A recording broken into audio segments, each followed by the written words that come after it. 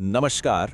चलिए आज एक ऐसे विचार की कहानी को समझते हैं जिसने दुनिया के नक्शे को हमेशा के लिए बदल कर रख दिया। राष्ट्रवाद।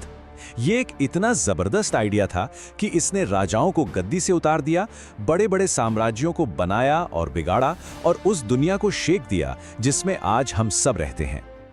ये एक बड़ा सवाल है ना? आज तो हम देशों को उनकी सीमाओं, भाषाओं और झंडों से पहचानते हैं, लेकिन कुछ 100 साल पहले अगर यूरोप में किसी से पूछा जाता कि वो कहाँ से हैं, तो उनका जवाब शायद थोड़ा हैरान करने वाला होता। वो शायद कहते कि वो किसी राजा के हैं या किसी ड्यूक की रियासत के।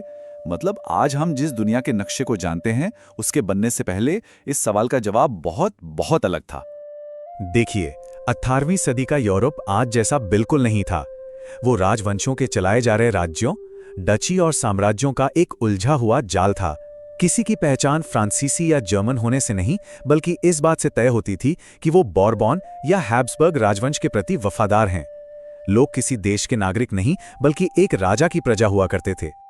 तो ये थी वो पुरानी व्यवस्था जहां सत्ता ऊपर से नीचे की ओर बहती थी, सीधे राजा से उसकी प्रजा तक। चलिए देखते हैं कि क्रांति की पहली चिंगारी भड़कने से ठीक पहले ये दुनिया असल में दिखती कैसी थी।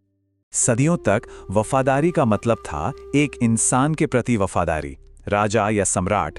लेकिन एक नया और क्रांतिकारी विचार धीरे धीरे पनप रहा था। क्या हो अगर वफादारी लोगों के प्रति हो, एक ऐसी आबादी के प्रति जिनकी संस्कृति, भाषा और भविष्य सब कुछ एक हो। फ्रांस में यह सवाल सिर्फ एक विचार नहीं रहा, बल्कि एक क्रांति बन गया।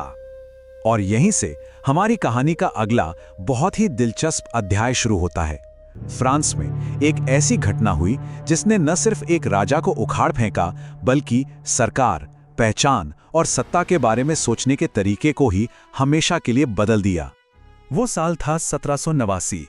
फ्रांस की सड़कों पर गुस्सा और आदर्शवाद दोनों का माहौल था। दशकों के अन्याय, भारी टैक्स और भूख से तंगाकर लोग उठ खड़े हुए और उन्होंने अपने सम्राट राजा लुई 16वें को उखाड़ फेंका। और इसी के साथ राजशाही के दैवीय अधिकार की जो धारणा थी, उसे हमेशा के लिए चुनौती दे दी। अब देखिए, एक राजा को हटाना एक बात है, लेकिन एक पूरी मानसिकता को कैसे बदला जाए? एक ऐसे राज्य को जो राजा की प्रजा से भरा हो, उसे एक ऐसे राष्ट्र में कैसे बदला जाए जहां लोग खुद को बराबर का नागरिक समझें? यही क्रांतिकारियों के सामने सबसे बड़ी और सबसे मुश्किल चुनौती थी। उन्होंने इसे किस्मत के भरोसे नहीं छोड़ा। उन्होंने बहुत सोच समझकर एक नई फ्रांसीसी पहचान बनाई। शाही प्रतीकों को बदलने के लिए एक नया तिरंगा झंडा बनाया गया। एकता जगाने के लिए एक राष्ट्रगान, ला मार्सिलेज लिखा गया। ये पक्का करने के लिए कि हर नागरिक कानून के सामने बराबर हो, एक जैसे कानून बनाए गए। और पूरे देश को एक धागे में पिरोने के लिए एक आम भाषा फ्रेंच को बढ़ावा दिया गया। क्रांति का दौर उथल पुथल भरा था और ऐसी अराजकता से अक्सर बहुत ताकतवर नेता निकलते हैं। इस मामले में वो था इतिहास के सबसे प्रतिभाशाली, महत्वाकांक्षी और विरोधाभासी किरदारों में से एक, नेपोलियन बोनापार्ट। नेपोलियन एक जीता जागता विरोधाभास था। एक तरफ उसने क्रांति के लोकतांत्रिक आदर्शों को खत्म कर दिया और 1804 में खुद को सम्राट घोषित कर दिया। लेकिन दूसरी तरफ जैसे जैसे उसकी सेनाओं ने यूरोप को जीता, उसने अनजाने में उन्हीं क्रांतिकारी विचारों के बीज बो दिए जिन्हें उसने अपने ही देश में दबाया था। उसका सबसे बड़ा हथियार तलवार नहीं थी, बल्कि नेपोलियन संहिता थी। ये एक ऐसा कानूनी ढांचा था जो इस विचार पर आधारित था कि काबिलियत जन्म से ज्यादा मायने रखती है। इसने जन्म के आधार पर मिलने वाले सारे विशेष अधिकार खत्म कर दिए और कानून के सामने सबको बराबर कर दिया। जैसे जैसे नेपोलियन की सेनाएं यूरोप में आगे बढ़ीं, ये संहिता उनके साथ गई। इसने लोगों को दिखाया कि एक अलग, ज्यादा आधुनिक समाज मुमकिन है, और इसने उनमें अपनी पहचान और अपने राष्ट्र की भावना को जगाया। तो जाहिर है यूरोप के बाकी राजा और सम्राट ये सब देखकर घबरा गए थे। राष्ट्रवाद का ये नया फैलता हुआ विचार उनके शासन के लिए एक सीधा खतरा था। वो चुपचाप बैठकर अपनी सदियों पुरानी सत्ता को बिखरते हुए देखने वाले नहीं थे। इसके बाद पूरे महाद्वीप में सालों तक युद्ध चले। नेपोलियन की काबिलियत ने उसे कई जीतें दिलाईं, लेकिन आखिर में 1815 में वाटरलू की निर्णायक लड़ाई में यूरोप की बड़ी ताकतों ब्रिटेन, रूस, प्रशिया और ऑस्ट्रिया के गठबंधन ने उसे हमेशा के लिए हरा दिया।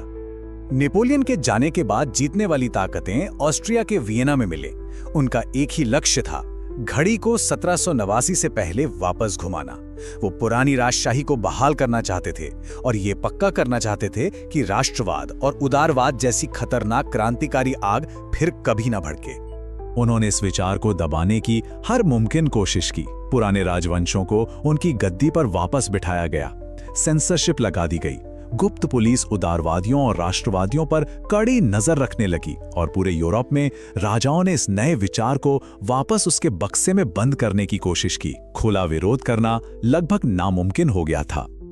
लेकिन जैसा कि इतिहास ने बार बार दिखाया है, किसी विचार को मारा नहीं जा सकता, खासकर जब वो लोगों को आजादी और सम्मान का वादा करता हो। अगर उसे सत्ता पर दबाया जाता है तो वो बस जमीन के नीचे चला जाता है और ज्यादा मजबूत होकर वापस आता है। और ठीक यही हुआ। पूरे यूरोप में राष्ट्रवादी गुप्त समाजों में संगठित होने लगे। वो छिपकर मिलते थे, क्रांतिकारी साहित्य छापते थे और अपने राष्ट्रों को एकजुट करने और आजाद कराने की योजनाएं बनाते थे। इन क्रांतिकारियों में से एक सबसे असरदार और जोशीले व्यक्ति थे इतालवी विचारक जूसेप्पे मैत्सीनी। मैत्सीनी को इटली के एकीकरण की आत्मा भी कहा जाता है। उन्होंने यंग इटली और यंग यूरोप जैसे गुप्त समाज बनाए, क्योंकि उनका मानना था कि राष्ट्रों का निर्माण ईश्वर ने किया है और हर राष्ट्र को आजाद होना ही चाहिए। उनका सपना था कि इटली, जो उस समय छोटे छोटे राज्यों का एक झुंड था, एक होकर एक आजाद गणराज्य बने। उनके विचारों ने पूरे महाद्वीप में राष्ट्रवादियों की एक पूरी पीढ़ी को प्रेरित किया। मैत्सीनी की इस सोच को देखिए जरा। ये विचार कि लोग खानदानी शासकों के बजाय एक साझा पहचान और मकसद से बंधे स्वतंत्र और समान पुरुषों का एक समुदाय हैं, ये पुरानी व्यवस्था के दिल पर एक सीधा हमला था जो असमानता और विरासत में मिली सत्ता पर टिकी थी। और धीरे धीरे हवा का रुख बदलने लगा। पुरानी व्यवस्था में पहली बड़ी दरार ग्रीस में आई।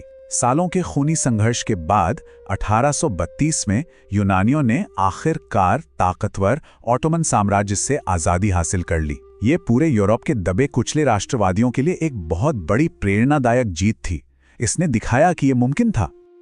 आने वाले दशकों में ये लड़ाई पूरे महाद्वीप में चलती रही। मैत्सीनी जैसे लोगों के विचारों से प्रेरित होकर इटली और जर्मनी जैसे देश, जो कभी बिखरे हुए राज्यों के समूह थे, आखिरकार एक होकर एक राष्ट्र बन गए। यूरोप का नक्शा, जैसा कि हम आज जानते हैं, धीरे धीरे आकार ले रहा था। एक राजा की प्रजा से एक राष्ट्र के नागरिक बनने का यह बदलाव अब पूरा हो चुका था। राष्ट्रवाद ने आधुनिक दुनिया बनाई, लोगों को एकजुट किया और उन्हें एक साझा मकसद दिया। लेकिन यही विचार जो लोगों को एक साथ ला सकता था, उन्हें एक दूसरे के खिलाफ भी खड़ा कर सकता था। तो क्या होता है जब हम के लिए प्यार उनके प्रति नफरत में बदल जाता है? यही सवाल 20वीं सदी को परिभाषित करेगा और ऐसी लड़ाइयों को जन्म देगा जिनकी पहले कभी कल्पना भी नहीं की गई थी।